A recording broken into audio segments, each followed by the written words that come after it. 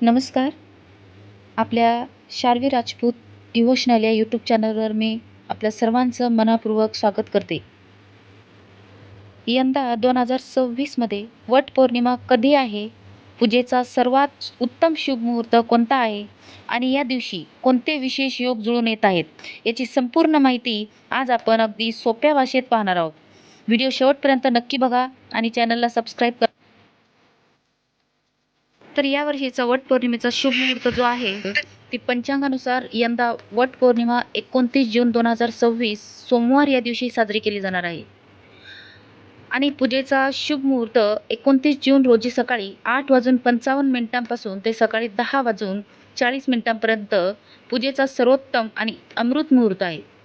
जर तुम्हाला सकाळी लवकर पूजा करायची असेल तर तुम्ही सकाळी 6:30 नंतर कधीही पूजा करू शकता. पण सकाळी 8:55 ते 10:40 ची वेळ सर्वात शुभ मानली गेली आहे.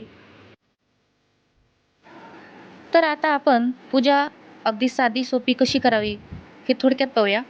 सकाळी लवकर उठून स्नान करा आणि पारंपरिक वस्त्र किंवा साडी छान परिधान करा. वडाच्या झाडापाशी जाऊन तिथे थोडे पाणी अर्पण करा आणि हळद कुंकू अक्षता वाहून वडाची पूजा करा.